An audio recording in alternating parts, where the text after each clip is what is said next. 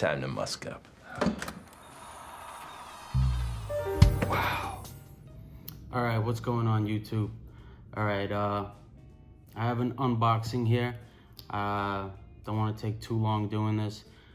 It's Saturday, and the main card should be starting soon, so I want to get to it in time. But so this came from Selfridges, and picked up two things. One of the things fragrances was removed from America, and the other one is, well, it's sold in America, but it's cheaper at Selfridges. It's usually always cheaper in the UK, and Selfridges had a small sale, so I jumped on it. All right, so we got a big ass box and another big ass box with an address. So I'm gonna put it down. Now, Selfridges never ever gives any freebies or anything. Kind of sucks. Like, I'm not gonna send anything to the Americans. But it does come in a nice dust bag. Alright, nice big one. That's a receipt, nothing ever good there. Little protection. And just gonna talk about them a little bit, why I got them. This isn't a first impressions because I have tried them before. I've just procrastinated buying them, but I figured it was time. So the first one was Rose 31, which I don't really think is a rose fragrance per se. This is one of their better ones. I think this was the first Labo I tried when I first got into the brand. I really wasn't a fan of them at first, especially Santal 33, but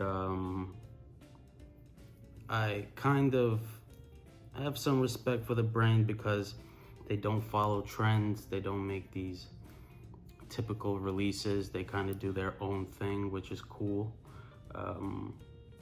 And Rose 31, I remember when I first tried it, there was something about it. There was a lot to it, and I enjoyed it. The other one, which I have a bunch of these bags, the biggest one. This one here actually was removed from America, but now you can only find it, well, I know in the UK, but I'm not sure if it's available in EU, but I had to have this one. I think this is one of the best Tom Fords that there is out there, and that is Tobacco Oud. So, which is kind of odd considering these are made in America, but removed in America and sold in the UK.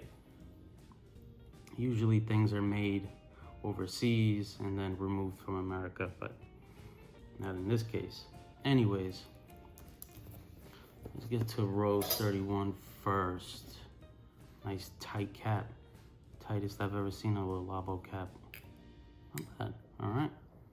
So there we go. All same little apothecary kind of bottles here. All right. All right.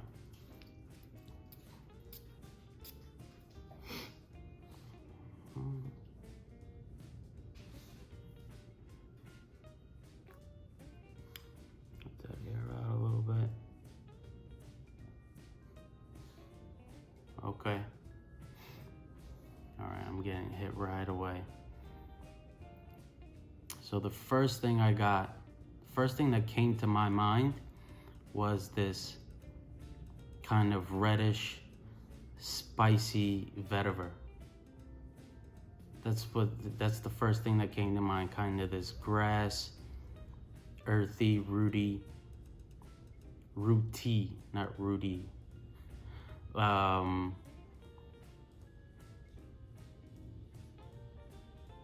There's that cumin. So not really out there completely, the cumin, but you do get a little kind of a BO-ish funk. Rosy, rooty, earthy, woody, leathery, slightly sweet, musky.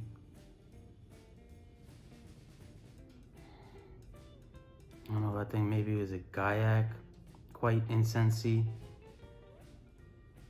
So a lot going on right here, right off the bat. And already the cumin is falling back.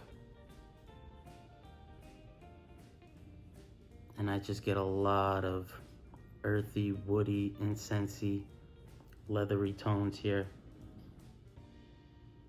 I think Gaiac wood is in this fragrance. So I find Gaiac wood to be quite kind of sour, kind of choppy. I guess you could say maybe kind of flaky. I don't know way to describe it. A little incensey Gaiac wood. Very nice, and no particles floating in the bottle, so that's always a plus. Little yellowish tint, so there might be some naturals in this, but it's gonna be most likely built around synthetics. Guessing maybe the vetiver is natural in here. I do like their vetiver 46 fragrance, but unfortunately it smells exactly the same as Two Man by Comme des Garçons. Same perfumer, costs 1/3 of the price of the Labo. So definitely go with the Comme des Garçons if you're looking into vetiver 46. All right, so I'll come back to Rose 31, see if anything changes once I spray this bad boy on. All right, there she blows. I'm gonna have to completely take it off. This little podium comes down from underneath it. All right, there she is. You've seen them one, you've seen them all.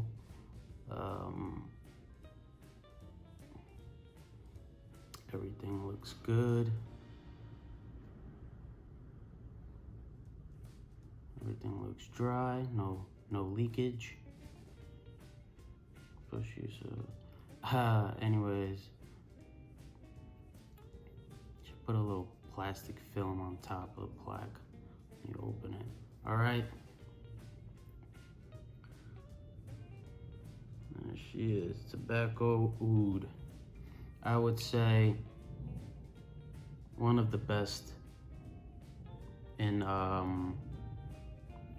from the private blend line. I'd say Oud Wood Intense is better than Oud Wood. Everybody loves that stuff. I have it, but is when I first got into this, and I ended up getting it. But of course, Tuscan Leather, Tobacco Vanille. Not that many good ones, I personally don't think, but some people really love Tom Ford.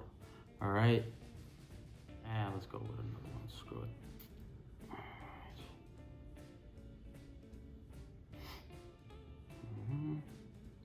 Now, one thing I will say, considering the price that Tom Ford charges, give us some goddamn pressurized atomizers. Like, come on, man. Like, absolute bush league.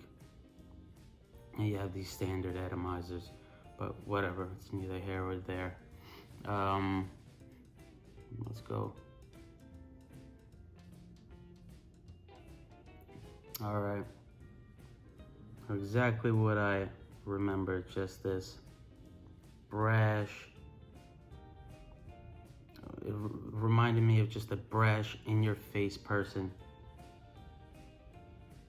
Getting that kind of damp tobacco leaf, like a damp tobacco. Almost like chewing tobacco quality. Not the ones in the tins, but the ones in like the plastic bags, and the leaf is like full size. And that tobacco is very damp when, of course, because it's chewing tobacco. And that's what I get here. Almost like a whiskey soaked flavor of chewing tobacco on a kind of old leather furniture, brown old leather furniture. Again, those ambery feels in the background as well. There is almost like a, I want to say labdanum. This smells like labdanum to me. Just those leathery, woody, almost animalic tones that you would get from a labdanum. Maybe a slight benzoin or vanilla. Although this is very resinous, so possibly a benzoin that I'm picking up. Quite spicy. Now the funny part is,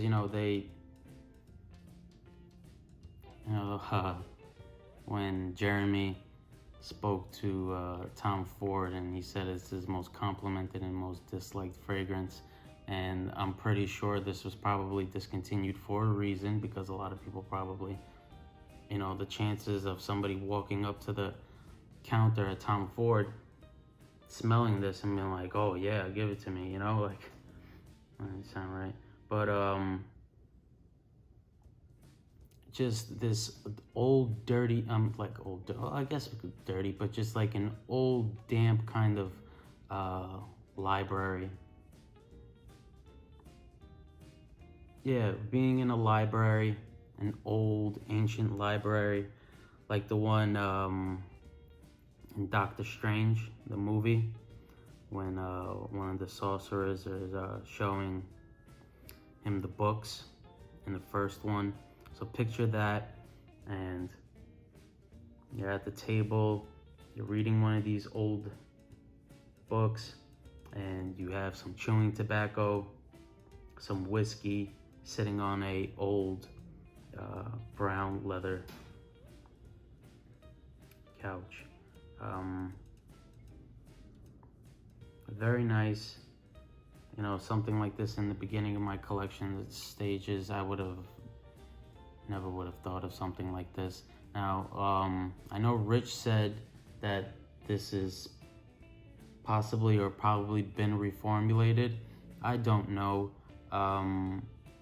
There is a BCO here, or BC0 possibly. If you look, it looks like the stamp there on the bottom is marked twice. So I don't know if you'll be able to see it, but it was stamped twice. It's coming in.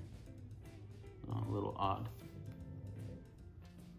All right, so let's go back for a second to Rose 31.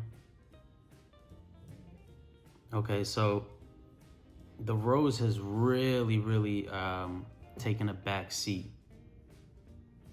I almost got the same kind of orangey, vetiver qualities that I got in Vetiver Extraordinaire by Frederick Mall. And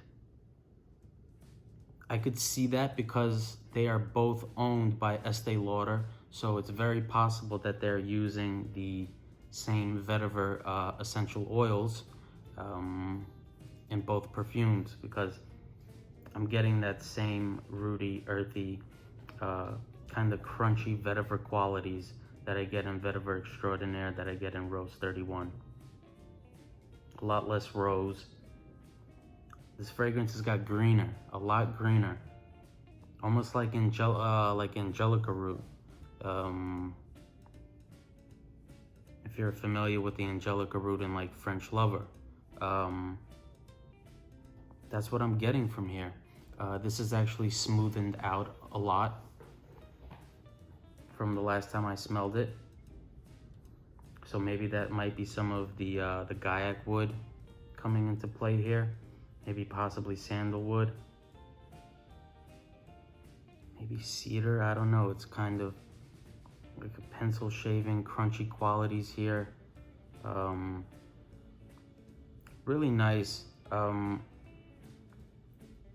Although I do think Labo has a lot of fragrances and really bad ones. I think if you look for the right ones, you will be happily surprised at how good some of them are. Now, at $280 USD plus tax, no, absolutely not. A lot of the bottles that I got was from Selfridges, and that was before the UK left EU, and the fragrance was actually a lot cheaper, and this was also, of course, before the pandemic. So I was paying $200, but now they're a little bit more. They're more, but because of the 10% off, so it's $220 for the 100 ml. Now $220, I think, is reasonable. Of course, we would like it to be less, but it is what it is. But very nice, almost a green rose. Yeah, quite happy with that. Exactly what I remembered it to be. All right, Tobacco Oud. Okay, so now I'm getting a lot of the tobacco leaf now. I'm not getting as much whiskey. The whiskey is definitely dried down.